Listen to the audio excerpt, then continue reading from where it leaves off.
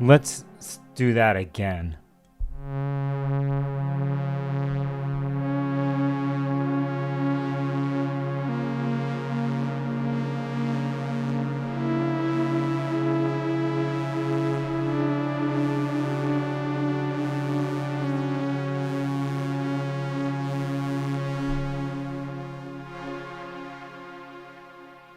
Yeah, that's it. That's the start of it. That's the music that's bringing me closer to the end of October, to October 31st, Halloween.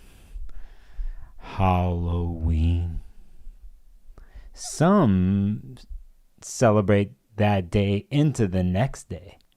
The veils are thin. You know what I'm saying?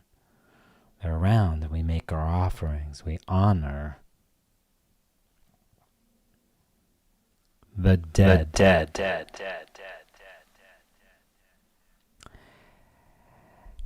And we also honor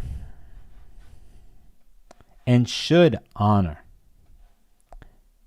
Hermes, Mercury, currently in the sign of Scorpio, has been in the sign of Scorpio.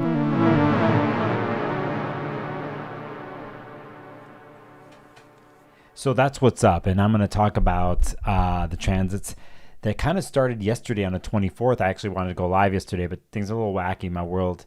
And here's Saturday, a little late night stream I'm going to do for an hour and 15 minutes. I'm going to breeze through the transits and get to November 2nd. And then we never have to do astrology again. Actually, everything we need to know is in the next week. Do we even have to look at next year's transits? Do we even pontificate on the future? Okay. Let's do it. Let's pontificate on the future with the future of the next week, okay? So I'm going to jump right in. And I want to say hi to people because I already see somebody in my chats. I'm like, what's going on here? What's happening here? What is going on? Oh, what the? Mani. Hey, Nicholas. Hey, Mani. And the veil is very thin. Super chat donation. Kaboom. Thank you so much, Mani, to starting off my stream in the right way. The fun way, with a donation. Mani, thank you. Tamara's here. Hey there. And Kiara, sending you the right back to you, Kiara. Scorpio Muse, a channel member. I follow to the rhythm of music. I take to the wings of Hermes in my Scorpio. Oh, I actually pronounced the emoji, didn't I? I did. I pronounced an emoji, or tried to. So that is what's up. Just as a quick deal, thank you for the super chat. And let's do it. I don't know if any people are going to jump in on this, but I got to jump right in because we're going to actually go back to yesterday. We're going to go back to yesterday because I saw something. We know something happened, and it was at 8:07 a.m. on the 24th. This won't be the exact thing. You notice the sound's different in here? There's a reason why. But you'll notice here that Mercury here at 8:07 a.m. on the 24th Pacific is a Mercury trine Jupiter aspect. That happened. Okay, that was great, right? Well, this little aspect, this little something right here means more than yesterday. It means it is a chapter in a story for the next 2 months. And Mercury here, if you're not going to get the gist of this live stream, has to do is the number one important planet in the next 2 months, because it leads, it separates, and will put everything back together again. Now, for those of you watching, especially somewhere like in Santa Fe, and you happen to be like a medieval astrologer or something, and you're, I know, concocting, and you elected, you have a bunch of electional times going up in the next month, and I mean a lot of them. A lot of them have to do with lunar mansions, and some of them have to do with a couple fixed stars. I wonder who that might be that's watching. If you happen, wait, what?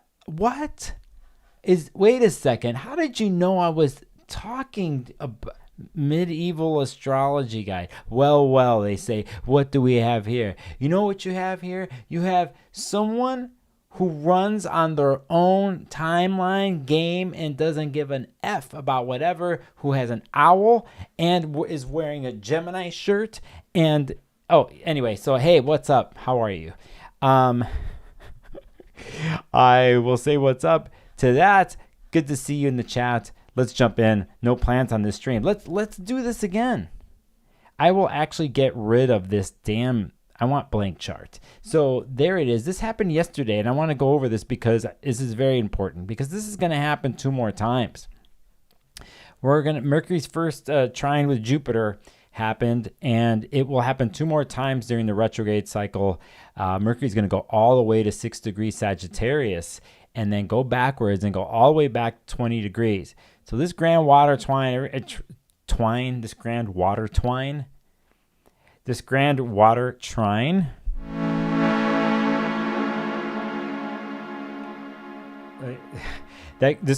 trine is in chapters, and Mercury is the guide, the trickster, the concoctor, the magician.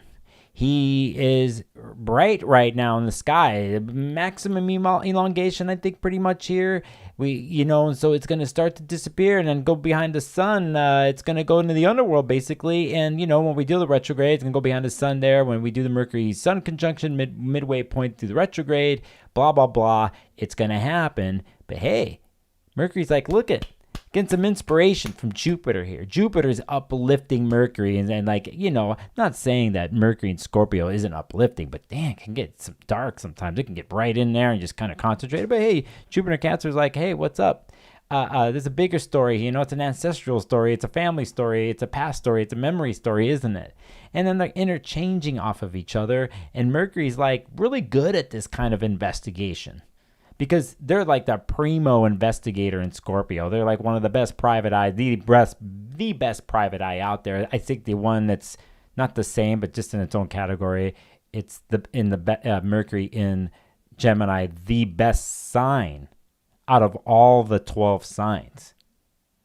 So get that in your head. If you read any book, an astrology book, or talk to a teacher, like, no, everyone's this, they're all wrong. The best sign in the zodiac is Gemini. They're the number one. They always will be. So just get that in your head, okay?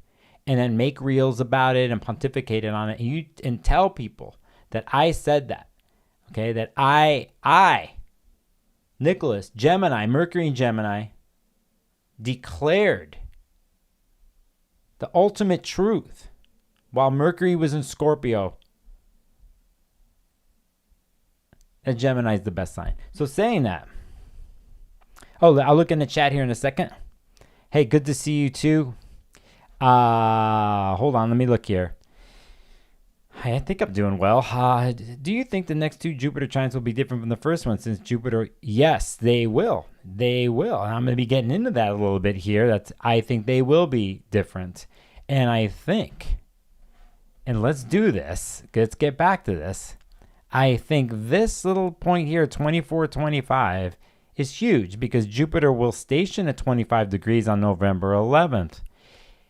The first week of next June, this particular something, this degree placement, water placement, in Cancer, is when we have the next Jupiter and Venus conjunction that will happen. So for those who want to go deep, and for those who are affected at these degrees, it really is something, and I think it fulfills itself on a big story here in the water parts of your chart, especially Cancer part of your chart, back in June.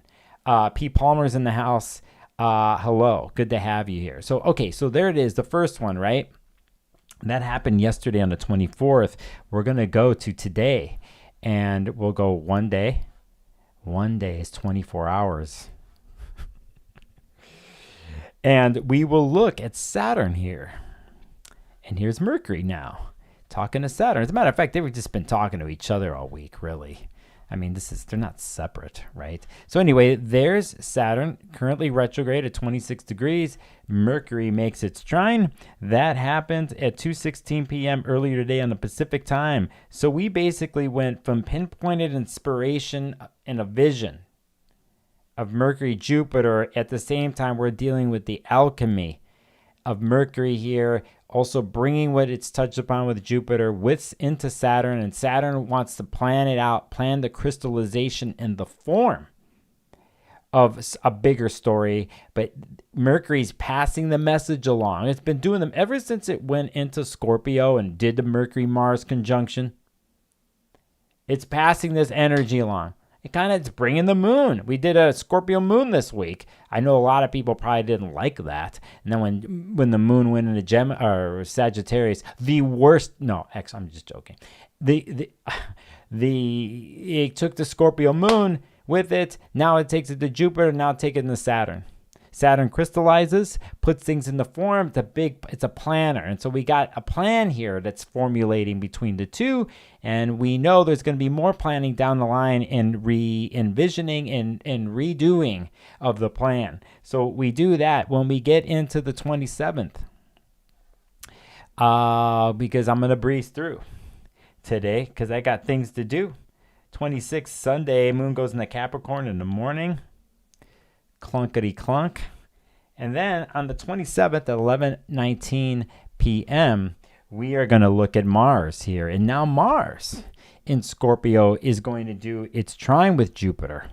And so we have a building that's happening here, a building of a story. The decision and the drive of Mars in Scorpio blends with Jupiter and uplifts, gets an uplifting, not breeze, but uplifting form of water. No, that doesn't make any fucking sense. What the hell did I write here? I wrote decision and drive of Scorpio blends with and urges Jupiter, or they urge each other in an uplifting and emotional optimism and it's beneficial. Those are keywords that I wrote at 3 a.m. the other night. So here, Mars is pushing the story, is pushing this. And if you're the type of person who really likes underwater makeout sessions, this is pretty good. If you have a fishbowl, have you ever stuck your hand in a fishbowl and like try to grab a fish and you can't do it? And I don't know why that popped up in my brain.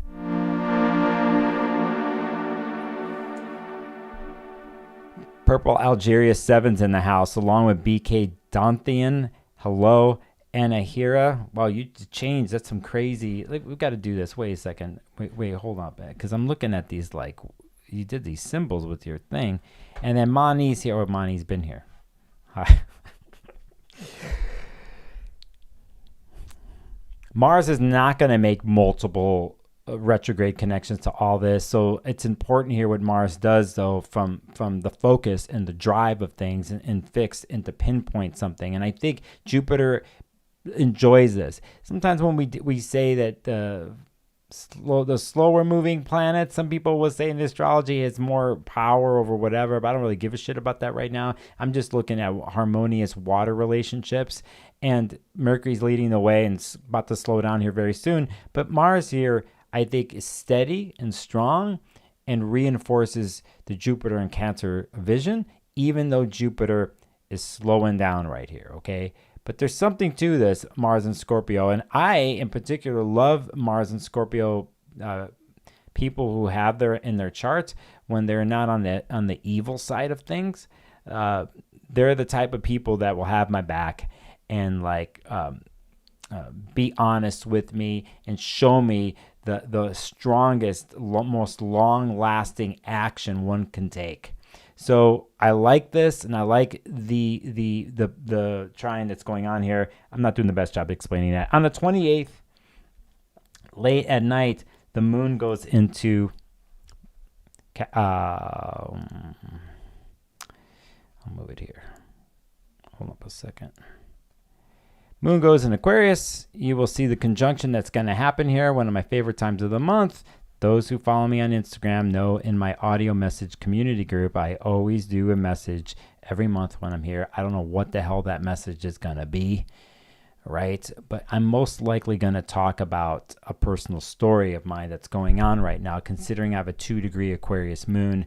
That will happen on Tuesday on Instagram.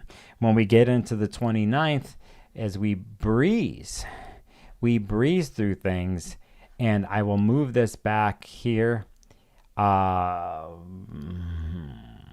go to the beginning of the day because this is when it happens. Right here, I'll pick this time. We will see now that Mercury is hitting the next chapter. And there's Mercury at 29 degrees. And we know Neptune recently retrograding back into Pisces.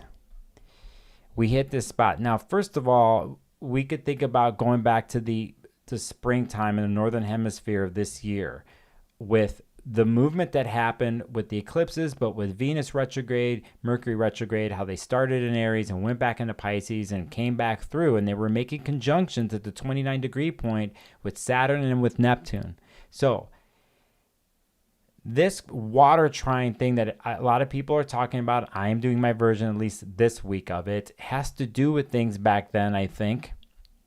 And we're having to look back through the bowl of water. What the hell they call that thing in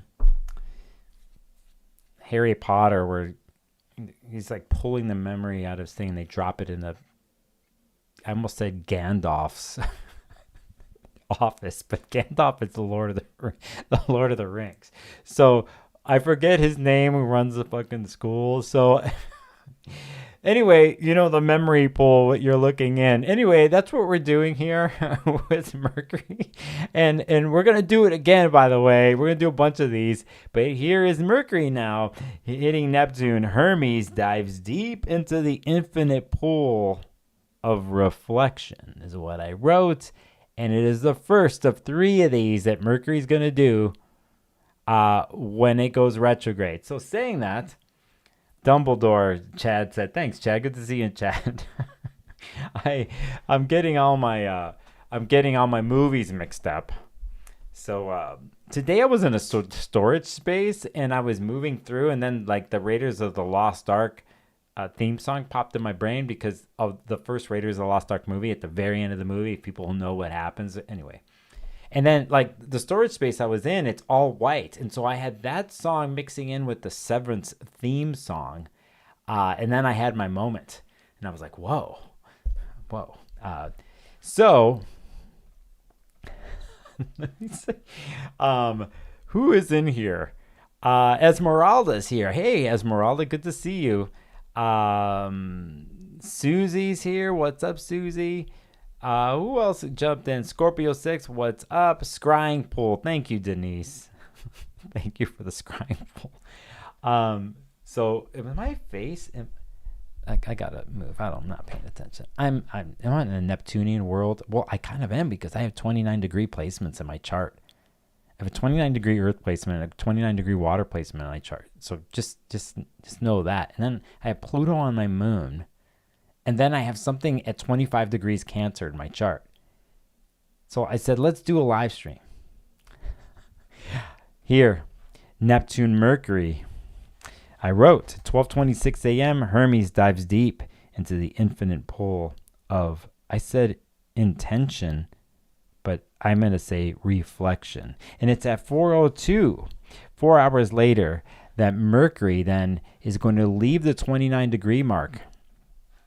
Pick this place and enter Sagittarius. Woo, man, breath of fresh air, philosophical fresh air, push out to anything. I'm not so enclosed by Scorpio anymore, and I got that lock off my brain here, and Mercury's like, it's great, but Mercury knows what's going on. It's not naive to things. It knows it's coming back this way, but Mercury does enter Sagittarius here for some uplifting words and pontificating. And let me say all the thoughts off the top of my head about Mercury and Sagittarius. Sometimes they talk way too much. They don't stop talking. They are researching 5 things at once. they don't know how to keep their mouth shut sometimes when they could use a little bit of lessons from Mercury and Libra about style and tact at certain times, but they'll just say it out loud.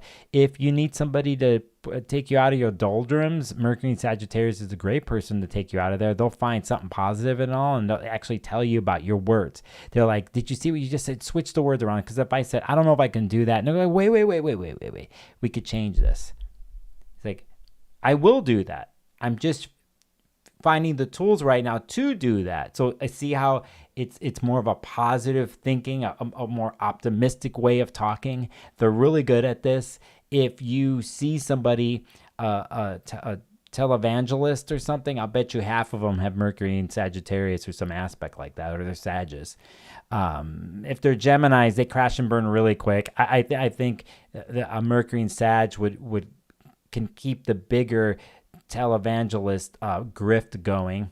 So I'm not saying that Mercury and Sagittarius are grifters.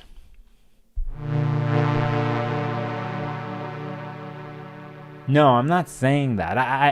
I'm having fun here, but if you need a pep talk, I'll tell you to do it. Not only that, superb researchers along with Mercury and Scorpio, and the ability to see different sides of truth in different situations, and to be able to juggle those truths before a certain type of dogmatism that can happen in other signs. And I think they can juggle those things, So there's a lot more I could say. We're not dissing and we're not completely uplifting signs here, except for Gemini is the best sign. I've already said this on the stream.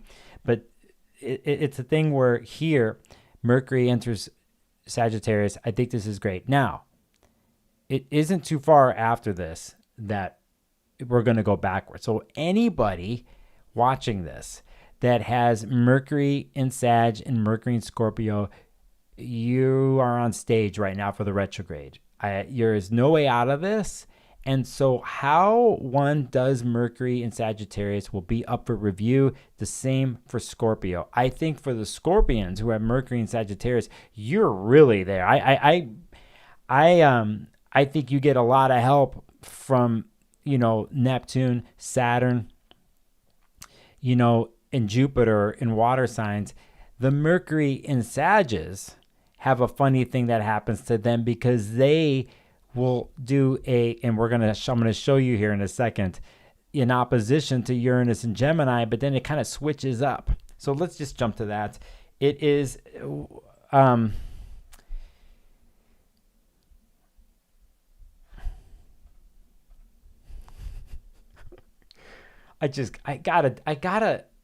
have to talk some shit to Sagittarius. So I just have to do it. It's my duty and role as a Gemini to do this. It's for the rest of my life. So I have Sagittarians in my life. I have people with Mercury and Sagittarius in my, especially this year. My solar return was on a Sagittarius full moon. So put it that way. It's in my solar return. So I have a lot to learn probably this year from Sagittarius.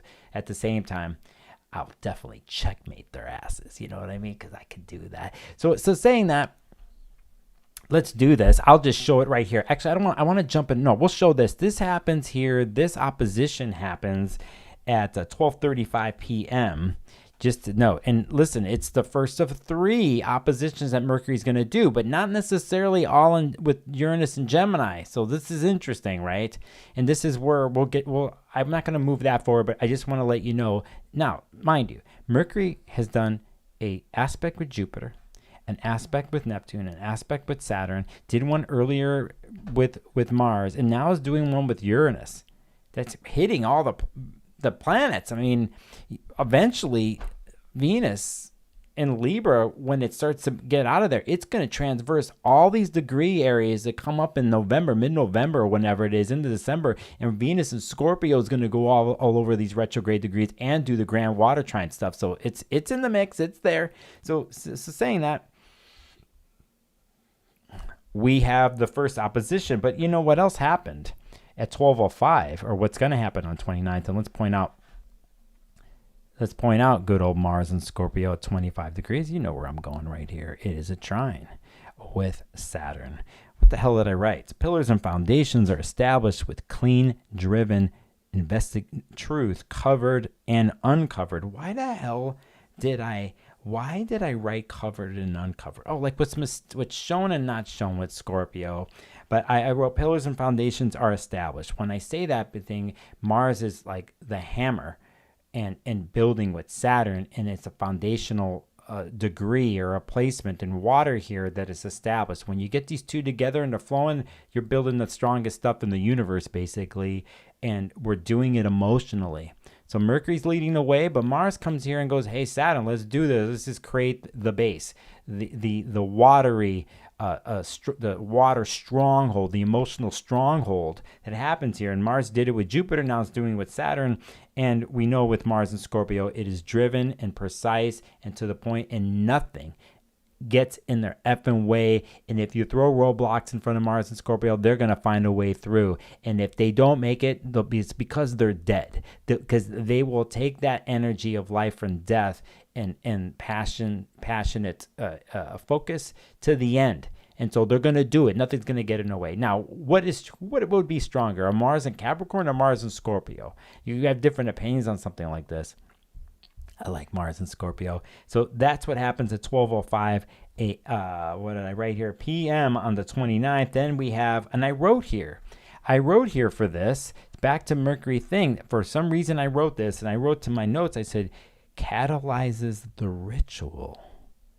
So if Mercury is the planet of the next 2 weeks or 2 months in my world, and it's hitting all these planets in the beginning, and with all these planets again, I think here Uranus kind of just throws something onto Mercury and just like it's alive, that kind of thing goes kaboom and throws an electrical bolt, something new, something to shake off, something even with its aspects to the last 3 days.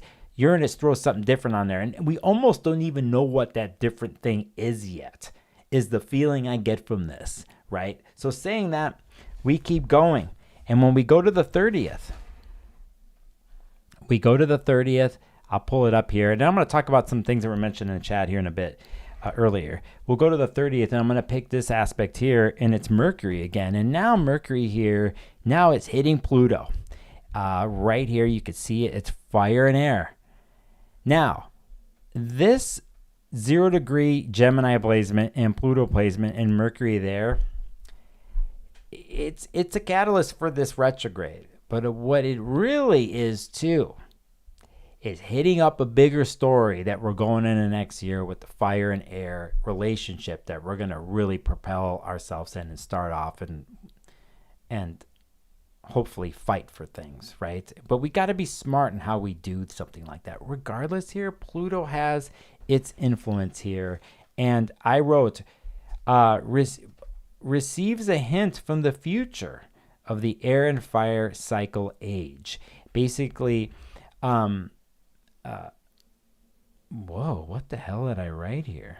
The chapter of the, I'll get to that in a second. So that's what's going on here. It's a little outer body subconscious influence here on Mercury for a story, longer story, and for a short-term story here. They have a little bit of a power that they throw. And a little bit of unpredictability to Mercury and Sag. Very curious what happens next week to anyone who's got Mercury and Sag and what they'll say to themselves or to people or to a blog post or to an Instagram, whatever. Whether they know it or not, if you want to, somebody in your life that's like this, just go pay attention to them and see what the hell's going to happen next week. So we have Mercury sextile Pluto. We get in the Pisces moon the next day, which will start making aspects on the 1st. And I'm making this really fast because I'm going to talk about, what time is it? I still have time before I have to keep packing. So 11:37 on November 1st, we are going to see Venus. Basically, I point this out here. It's going to do a opposition to Chiron. We'll point that out right there for those living that life. Early 50s, you're a early 50s person who's got Chiron and Aries. And Venus coming through here. Actually, at this point, it's not that bad. The transit's like, come on now. It's not that big of a deal because you've already fucking been through eclipses and Aries and Libra, whenever it was. And it's just like, come on, man. So it's like, you know, what are you going to do, man? But one thing about Venus and Libra, man, it'll definitely show you or remind you of what feels good or what looks good or what sounds good, you know. For some reason, I had a vision just now of like, I'm a fan. I grew up in the restaurant business. My family did, in a diner. I grew up in a diner. And there's something to me about old school American restaurants. The booths, like a diner, or even the upscale ones that you would catch in Chicago, Midwest, Boston, New York, high booths, more nice leather seats. And, you know, you go sit down. It was a thing. You know what I mean? I don't know why I'm thinking about this right now. And the types of things on the menu and the music and the lighting, just the whole thing was packaged. It was beautiful. It's not even around anymore. Everything now in the States is like they've tore down old buildings and they put up these like concrete tech fucking condos. And on the bottom are restaurants and they're concrete walls are like soulless. They just have nothing. They have no flavor, no sabor, nothing. It's like, so back then I liked those kinds of old school restaurants, not just greasy diners, but like the old school classic formal. For some reason, I don't know why I'm thinking about Venus and Libra with all this stuff, because you have a good meal and good wine, the music's right. Maybe it was a nice piano player in the background. People were kind of dressed up a little bit, you know, whole deal. And God, I miss that kind of stuff. Talk about that would be a wound or a salve for my, you know, my Chiron and Aries.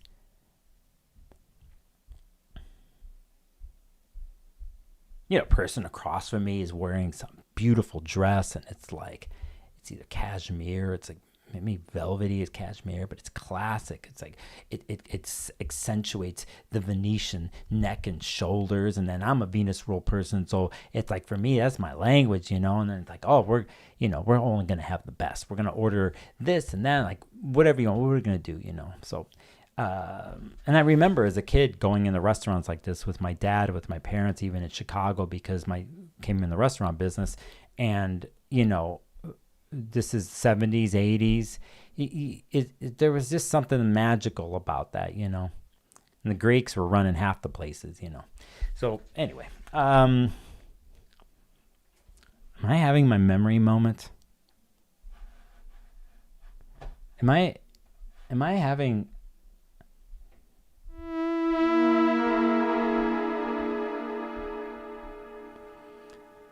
I mean, I have Jupiter 25 degrees and IC, and I'm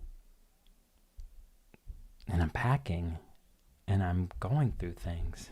And when I went through things yesterday, I found something in a book.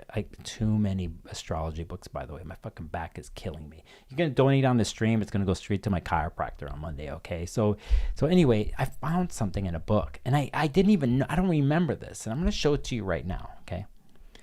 Now it's this.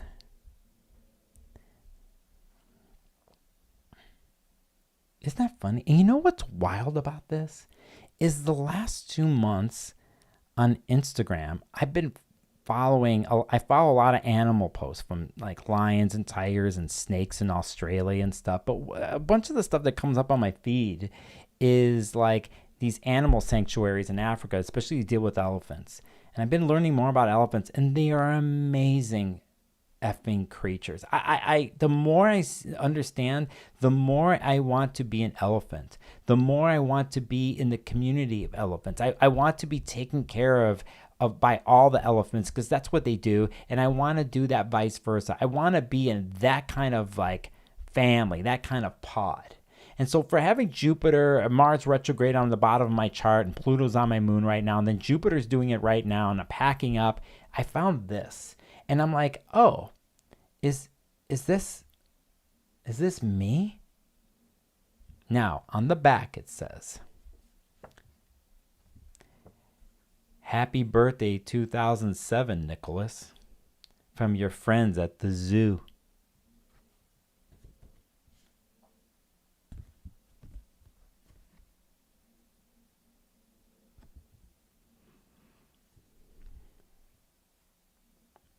The stamp on the photo is July 1981. I do not know. I can't remember how and what this is. Like, I don't, as a matter of fact, you know what? Because this is my damn channel, my live stream. I don't really care if people unsubscribe from me because I get personal and stuff. But you know what? I got to do something here. I'm going to pick June 12th, 2007. I'm just going to pick this chart and I'm going to put it up on the screen because I need to look at this. And I haven't looked at this, so let's just see what happens. So this is like my birthday-ish time of 2007. Because is that what it said here? It was 2007. Okay, so let me just look at the damn transits.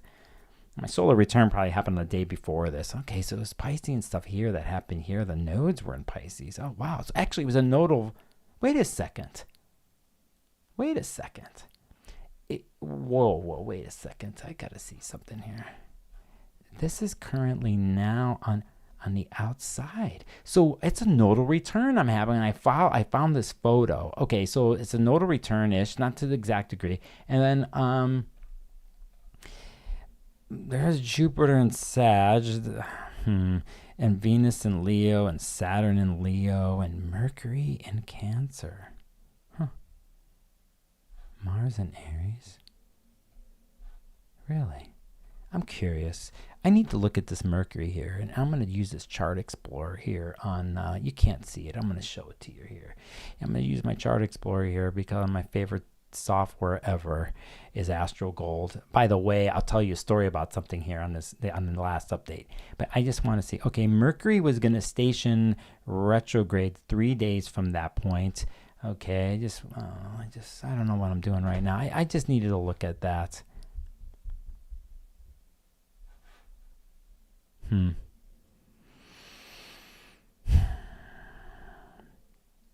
What perfection here was I doing there?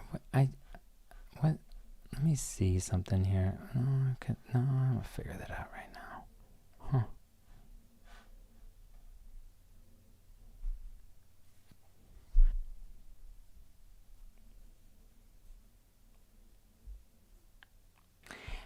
I feel like I'm disintegrating.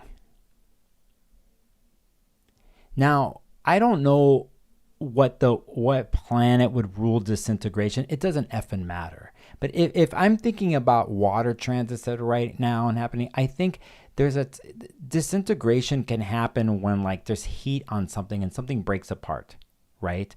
Or in this case, I feel like that there's a scorpionic shedding of skin that's happening in the transits, and a retrograde Jupiter and a Saturn that's happening. I feel like if I was a sea dragon or sea snake or sea something, eel or something, that I was shedding my skin underneath water, and like it's a different language. It's like not in my head. It's more something else. I'm going through boxes and I'm having memories pop up and I'm thinking about where I'm supposed to go next, which I don't know, and then the past. And I'm a pretty heady air sign sometimes. And like, it's taken me a lot of years in my life to understand how to process emotions and to name them first off, and then to get to a place of what it is, and with different tools and therapy or whatever else.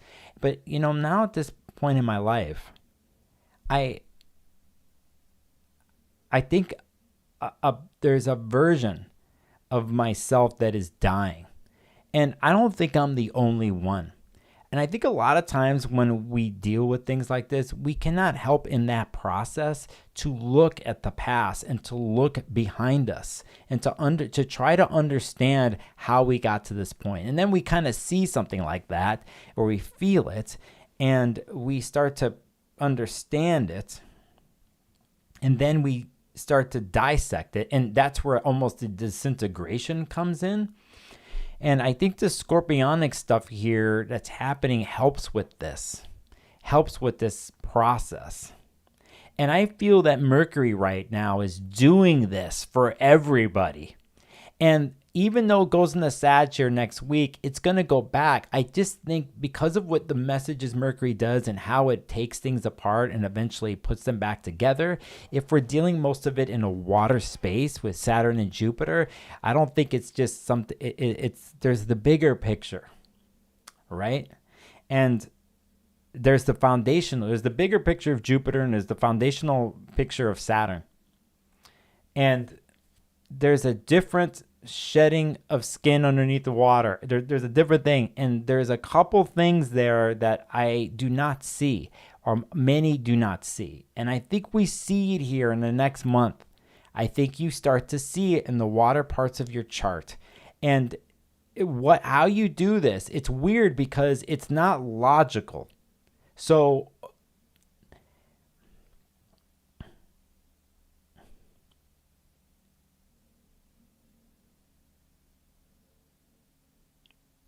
like, I just remember standing in food bank lines with my mom when I was a kid.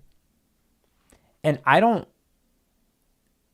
Matt, think about this. And there's more of this coming our way, by the way, because these motherfuckers in the government, they're going to take all the SNAP benefits away. They don't give a shit. I'm going to blame it on Democrats, all that kind of shit, right? That's my political rant, whatever. But I don't know if you've ever been in that position. Now, if you're in this position as a kid, you're not grasping it. It isn't until later. And depending on if you had to do something like that and your parents, how much they were shielding you from the reality of situations. But a lot of times it isn't until you look back or you catch it like, whoa, I was living that life, or I was in that, because this means that if you're standing in that line, it's because you're hurting, or you don't have enough, or you need help. And you're not the only one there, but you need help. So it's like this thing. But if you don't grasp it as a kid, it's just a regular thing. Like, hey, we go down to the food bank, or we go stand in line to get some free food, or go pick up stuff. Now, mind you, this is late 70s, early 80s. Whatever the case is, it's this kind of thing. It's this kind of thing. So with my family, with food, with if things, the attempt for a family or parents to create safe, secure spaces when you have nothing, when it is difficult, how it is done, what becomes of importance, as in the code and the truth that is living within groups and families of people. Let's say that it is not, everything's not focused on, like, our identity is we have a bunch of money and we're well off. So it's a different way of living. But when you're not well off and you don't have those things, it's a different way of living. So what becomes of most importance is the different languaging. And, there's plenty of people who know what I'm talking about here. If you have to spend your time scrapping, and there's other people who don't have to do that, what do they have to do with the benefit of that time? So if I think about things now, and I think about a lot of people that I know in the world, the amount of time spent scrapping and scraping for safety and security more than ever. And this is not going away. It's going to become a bigger thing here in the world and in the States. That the memories, the imprinting, what happens, how we function in that. There's stress, there's pain, there's sorrow. It's not easy. So me going back and I'm thinking about the past, and I'm thinking about stories that I carried. I'm not in the food line now. I could be tomorrow. If something could happen to me health-wise, many of us, we're a paycheck away or whatever for being effed. So regardless, I know what that is. At the same time, my family came out of those places and changed stories, but it's not like I forgot it. And that I did forget it, it comes back. And it's imprinted in me emotionally in my DNA. And it can feed a scarcity mentality or ideas of self-worth and everything else. So you could see, going through an emotional space, I'm putting myself on the line and doing a prime example of me, that anybody else going through water stuff, it can be a varying amount of stories, relationships, family. It just, it sucked growing up. Somebody had to run away because they come from some fucking Christian evangelist county in the middle of America, and they were treated like, there's millions of stories that people are carrying. And I think here now, what we're dealing with water is a lot of this is up for us to swim around and look at. And if one knows the astrology and one understands what the planets do, like Mercury and Mars, and the rules that they have, yes, we need to know the rules. If some things are harder and some things are easier. But I pick Mercury in all this because I think Mercury has the power to discern memory, like it is in Scorpio now, discerning. It will go into Sagittarius wanting something more, but it's going to go back. Why in this case, with a Mercury retrograde going to Scorpio, there's things to uncover in multiple ways, in multiple chapters. It's that deep. So I'm on a side quest rant right now, but for me, as someone who's being affected by these transits now, I know there's something coming my way.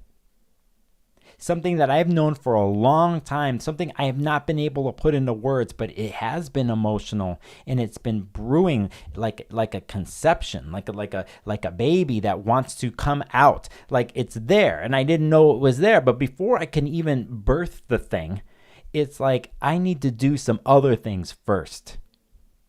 Going through the boxes. I'm remembering what love is.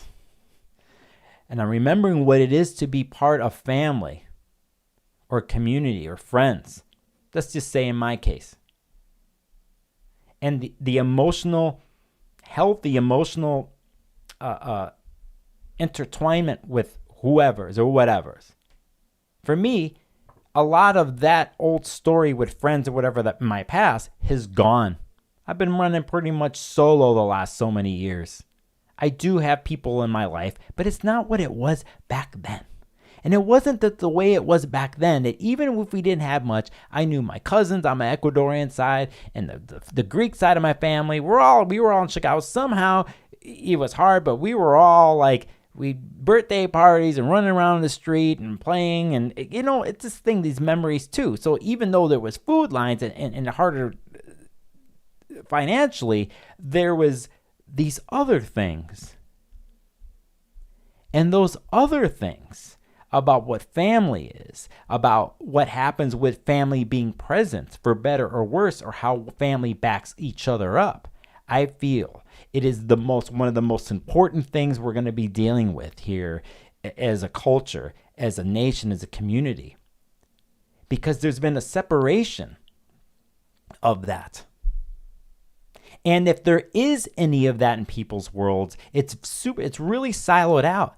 But you've also seen a separation within families because of political views or how things have extreme that they got. And you mix that with economics, you mix that with technology and individualism, and you have what we have now. You have a void that is happening and sitting in people, for most people, and wondering how to feed that void, to feed that hunger, that Jupiterian and Cancer hunger. And maybe the revamping of a more deeper, wider pool of everything and nothing in Pisces with Saturn and Neptune being there. To me, there's some sort of healing that has to happen. There's some sort of something, because we are going into a new world. But I feel we have to be intertwined as people, neighbors, community, family. But how do you do it? Because the old ways don't necessarily work anymore. And the memories and what we're carrying for how we grew up don't mix with now. And the results are a disconnection with people, with your neighbors, with whoever. So for me, I'm an optimistic person, because I'm feeling like when the fire and error comes, you have no choice but to initiate something new, right? But if we don't understand the past, and if we don't swim in our own personal somethings, then how powerful what we do later initiates. You might lack a little bit of something. We got to know where we come from, right? We got to know it, and we have to understand it. We have to swim through it. And we find the truth in it. And so for me, these transits on a personal level, or for this channel, for whatever, my business, but for other people, my clients, and I go bigger and bigger, I think we're at this place. If I were you, I would really swim deep in the next 2 months with these types of transits, because you have Mercury leading the way in multiple ways, going back and forth, and it's the magic planet because it's accessible, it is tangible, and you can work with it. So when we do the 3 total hits of Mercury Saturn, Mercury Neptune, Mercury Uranus, Mercury Jupiter, I don't know what else you want transit wise. And if you can understand this and take a little bit of my personal story of having to go back, put things in boxes, throw things away, put things in new boxes, label them for the future. I'm going to need this for that, or da-da-da, or I'm going to let go of that story, or that particular 3 years of my life that gave me a lot of trauma and a lot of whatever. I'm like, you know what? I'm going to I'm going to forgive myself and forgive them and let it go the best way that I can. So I'm going to shed some tears. Because most of the time when there's blockages, it's fear and pain, right? So for me, I look at a transit like this, and it might not, it doesn't, I think it is a big transit, the Water Trine, but if you can understand your past or look to the water parts of your chart and make the connections and use whatever tools necessary or whatever Mercury shows you, I think it sets you up for something next year. It sets up a lot of us for something that is about to come. So we're tying up loose ends with the Water Trine in my mind, or in my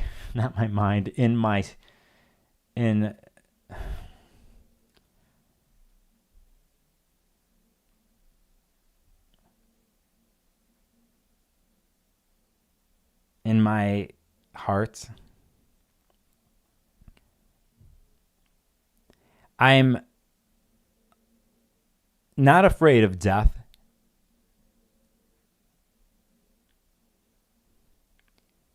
I say yes to the end of something.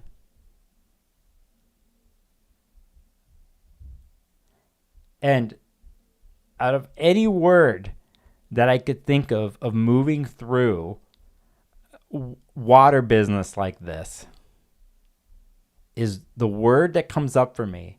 It's release. I hope that word helps you, and what I've said has helped you. It's things I've been thinking about all week, and I didn't know how I was going to come out and do it. And I'll look at the chat here in a second. But for me, I'll do more videos next couple of weeks. A lot of us are going to do videos. But remember Mercury and the whole thing, okay? Remember what Mercury's doing. We are extremely lucky and fortunate to have that little guy, gal, androgynous figure, Hermes. I wrote something here. I wrote it in red. The chapter of pre-underworld, the slow disintegration, the snakeskin peeling away, is this upcoming week. And then I wrote, research states of death. Why did I write this? Research states of death into the underworld, and then how we are in it, and eventually how the way we come out of it. And I wrote in 3 stages. And I think we're in stage number 1 in all of this.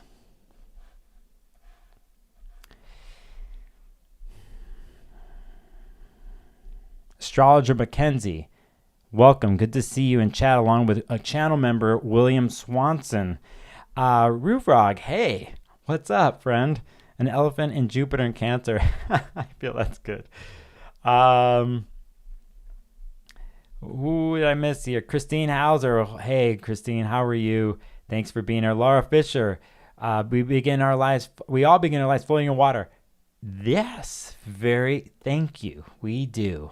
Actually, maybe that's how we could look at it. Like we're going back to the womb, right? I think Jupiter and Cancer transit's doing that, but we have it with Saturn and Neptune and Mercury doing it. Like, go back to the womb. I wish we could just stay there. Who else did I got? Strings of Apollo. Hello. That's Scorpio new moon conjunct Mercury. Oh, okay. What Strings of Apollo is mentioning is a 28-degree conjunction that's going to happen.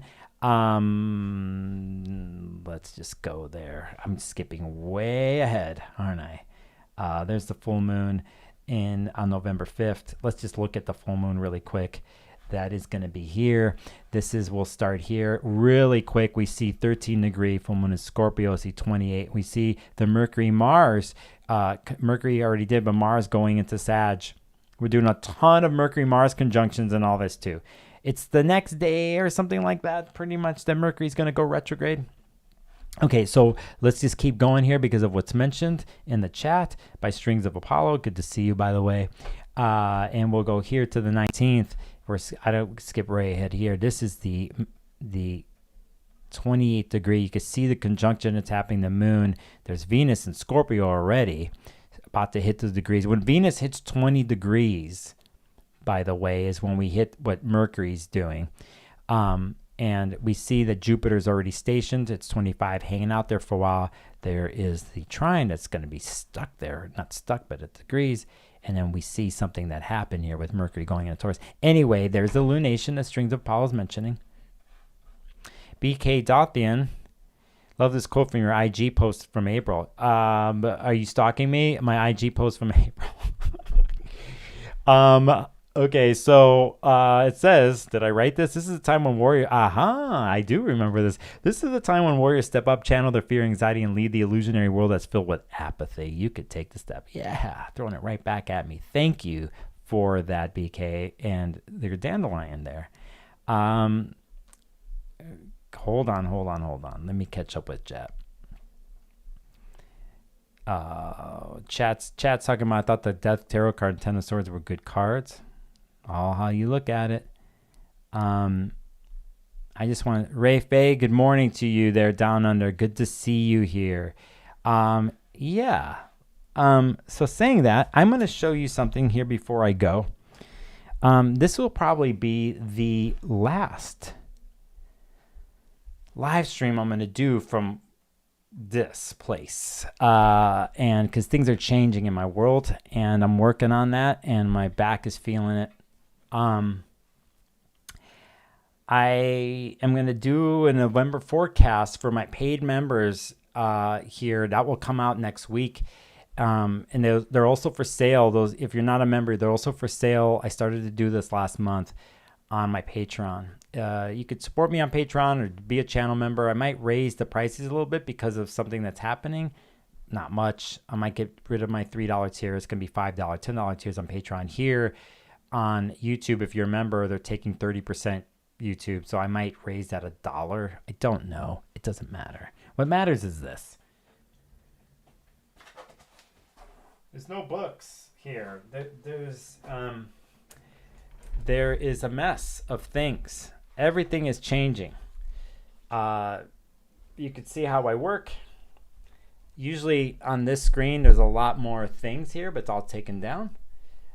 You can see what I'm doing here. My gear setup, my lighting. Another screen. Behind this curtain, I will not show you, but is my room and my place. And I've been here for, I don't know how long now, but it's time for me to go.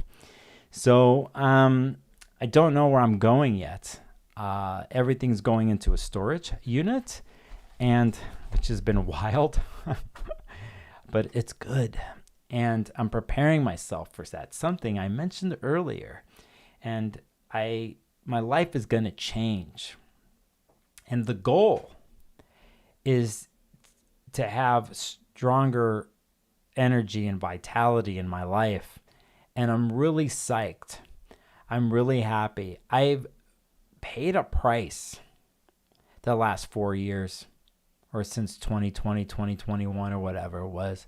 I've paid a deep price in many ways. And at the same time, I have reminded myself of how durable and how strong I am. And my channel started to grow, and many of you have been a part of this, and it's time for this to change behind me. I don't know, it might be more of Mutable Nicholas, where the backgrounds will change, as in I'll be in different places. I don't know, but the videos will keep coming. And I've been trained myself this year, 2 trips to Australia, and even before that, numerous flights I didn't know I was going to go on, I thought I could do, or my health issues, everything else. I've somehow been able to pull it all off.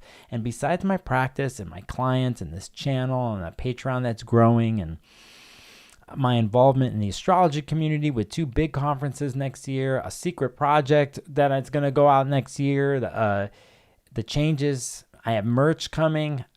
It's pretty wild what the place that I'm in.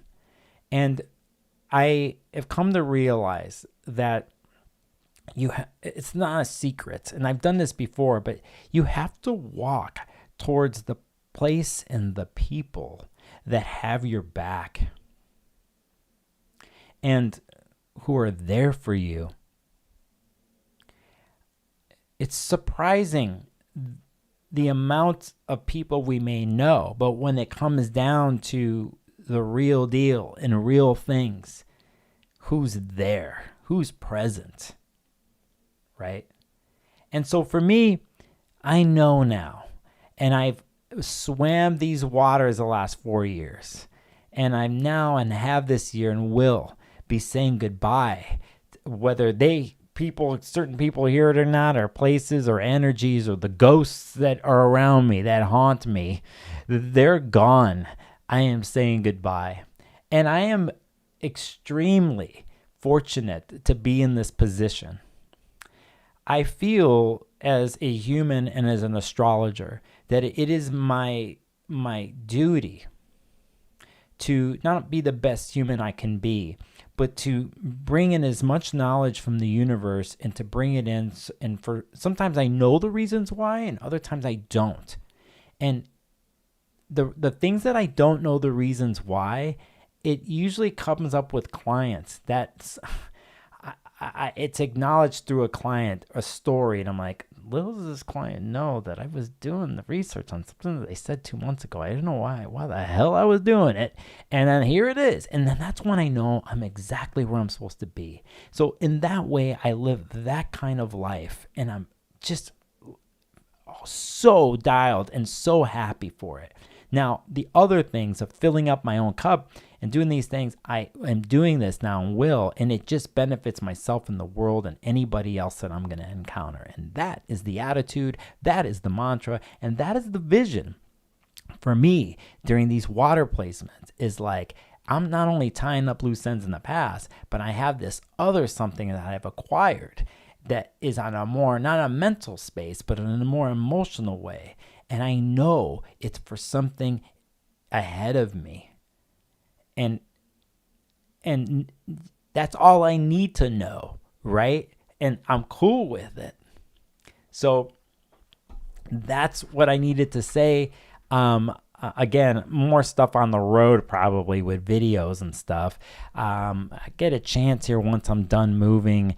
I have 2 interviews with astrologers. No, 3 3 other ones I did in Australia that are going to go up here probably after next week after I get settled. And I'm really excited to show my members. They get to see this stuff first. What are some interesting ones that happen. And then there's other stuff too. So anyway, I appreciate you listening and me being a bit selfish today in my streaming. The other thing is I usually would pull a card here, but my cards are in a box. I have a cheeseburger on my brain right now. Let's do this thing for you for the stream. I am going to do this. I am going to pick, I'm going to say trine, and I'm going to start at Jupiter. So on October 24th, which is yesterday, was the first Jupiter Mercury trine. The next one is on November 22nd. You will see it here. This was in my notes to do this. You will see Mercury here retrograde at 24 degrees. Look at Jupiter there. We have a huge, another water trine. I'll be doing more videos on this, by the way. I'm going to have a forecast for my members for November. And then there's something else that's going to come out on another channel. You're going to see it, all this. I just want to make a note of this for the video. For those watching later, here on December 6th, we'll calculate the chart. You will see here on November 6th that Mercury's moving forward at 24 degrees, and there's Jupiter at 24, and even Saturn sitting right there. So in a sense, I've been showing you Jupiter trine Mercury, but I just showed you Jupiter trine Saturn, the third one that's going on. Now we're going to do something else for the video. This is for later. I'm going to pick Jupiter opposite Uranus. Here is the first one. It's on October 29th, as I mentioned earlier. There is Mercury in Sag and Uranus in Gemini. There is the first opposition. I could have just did this video for 5 minutes instead of live stream for those who are like of the Gen Z variety who can't look past a minute. And then November 19th, I have to I have to say that shit. There is November 19th. There's Mercury. No, I didn't do it yet. There's the 19th. 29-degree retrograde Mercury. And here you see Uranus is in Taurus. It's not Gemini anymore. It's a little different flavor, right? To go back to what medieval astrology earlier was talking about, the differences between Jupiter being stationary in the first trine and then retrograde afterwards, I think there is something to that. It's a little different. I'm not going to say for better or worse, but there is a little bit of a switch up with Jupiter when it goes retrograde. And I think some of that story will play out when Jupiter moves forward next spring, and then when we hit the Jupiter-Venus conjunction at 25 degrees next June. All right, so saying that, there's that one. And here's December 10th on the screen here, where you are right here. Mercury's at 28 degrees moving forward, and there is the third Venus-Uranus opposition. I'm going to do this for the tape, as I like to say, and we'll do this with Neptune. And so here is the 29th. It's pretty similar to Jupiter-Venus. There's the 29th. Here is Mercury at 29, and there is Neptune here. We talked about in this next week's forecast what's going on. Here's the 19th. See how the dates are almost all similar there. There's 29, and there's Mercury retrograde right there. That's where we're getting the next day, as Strings of Apollo said in the chat. Follow them on Substack, by the way. They're a great writer and very interesting views on things. Shout out to them. You go find Strings of Apollo on Substack. So anyway, there's that. You see what's happening there. It's right before that particular that lunation that happens at 28 degrees. It's got interesting. That's a great lunation. I'm psyched for it. I have a 29-degree placement, so I got to be careful what the hell I ask for. So okay, so then on the 11th, we're back here. I ain't gonna chapter mark this stuff out later. You could see here for the other trine that's going to happen. You could see here, by the way, this little S, and that means Neptune is stationing. And so anyway, there's that. That's an important date here with a stationary Neptune, and you see the third Mercury-Neptune trine. That is happening. We might as well go for it, and we might as well go here to October 19th of this year, when we had, to finish this off, not too long ago, was so many days ago, a 19-degree Mercury-Mars conjunction that pretty much is happening at the degree where Mercury is going to go all the way back to for the retrograde at 20 degrees. Here's November 12th. I'll get the chat after this. Mercury's retrograde, and here's its conjunction to Mars. And Sag right at the stationary degree where Mercury's going to station to go backwards.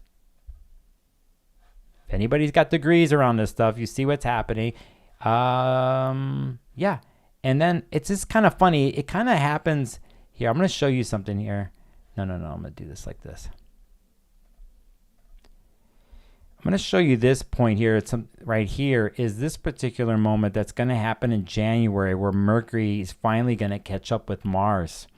And I think this is something to note here when we're dealing with the connection between Mercury and everything it's going to do after going retrograde. It's going to speed up and do that. And it's connection to Mars, but you see the conjunction that's about to happen there. And I think it is definitely part of what the story we're going to deal with water. And that's for a whole nother conversation. I'm probably missing things here, but yeah. So saying that, Crystal Marie, thank you for the $5 super chat. Awesome. Thank you for that. I love that. A little emoji, little video game thing right there. So yeah, that's what's up. Hey, Justin, good to see you in chat out there if you're still out there. Scorpio 6 newsflash, Nicholas. We are here because we like you. Whew. I was wondering about that. Not your tech or chart we could see anywhere. It's the infused. Thank you. Thank you for saying that. Leave it to a Scorpio. Say the real deal right there. Thank you. Thank you for saying that. Yeah. So that's what's up. There's my little live stream. There's my little somethings. Okay. Thanks for 46 people were watching. That's pretty good.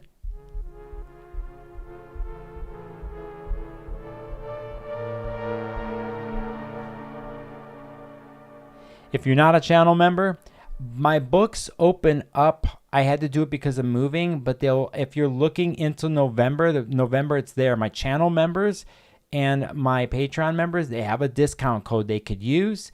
And yeah, so there's that. Oh, I want to also say that,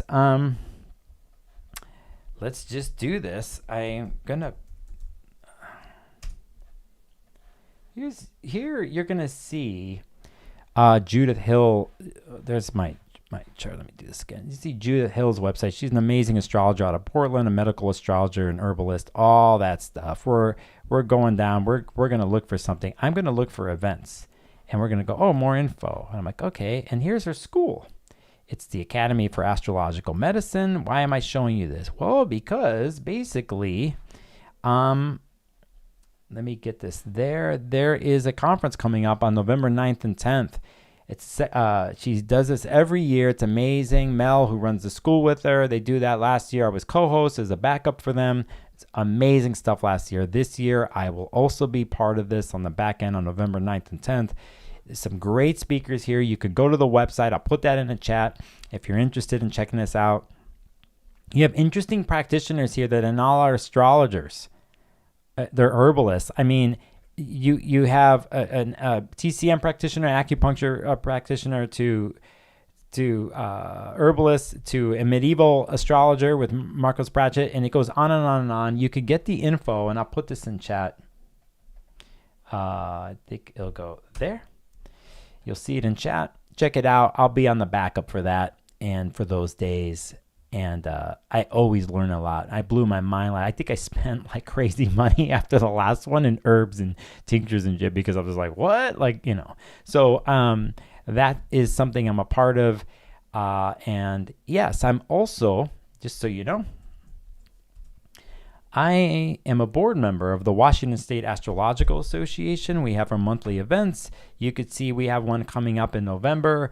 Jordan Smith's going to talk about Venus, a workshop. We have Colin Bedell that's going to do something for our big, he's going to talk about Saturn Neptune conjunction in Aries in January. We got a whole bunch of other people coming through on the lineup on next year. I am part of that board. I'm the recording secretary, whatever that means.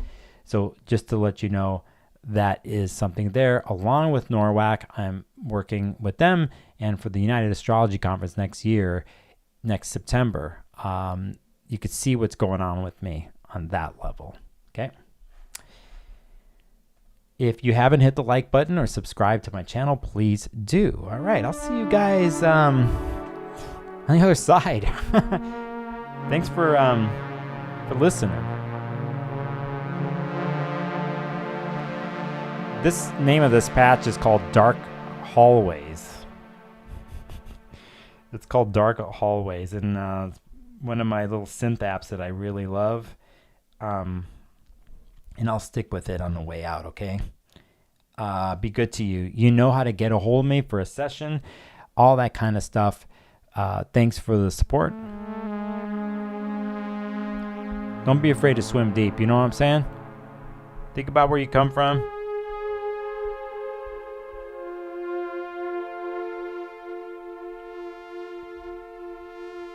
Think about where you want to go.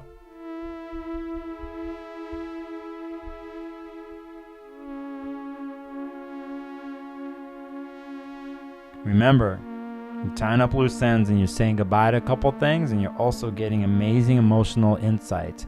And this week, we are shedding our underwater skin in the beginning of the metamorphosis and going into the underworld. But we get to do it in water and with Mercury leading us.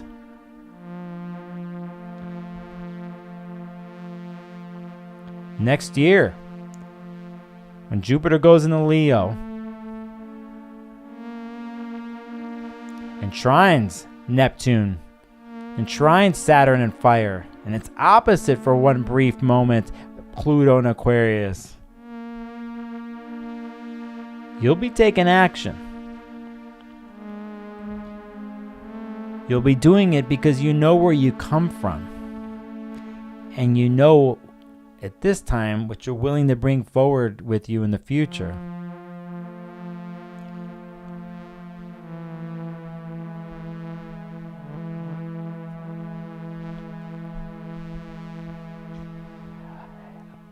Hey Amanda, I see you in chat. Before I go, I gotta give you a shout out to my channel member Amanda. All right.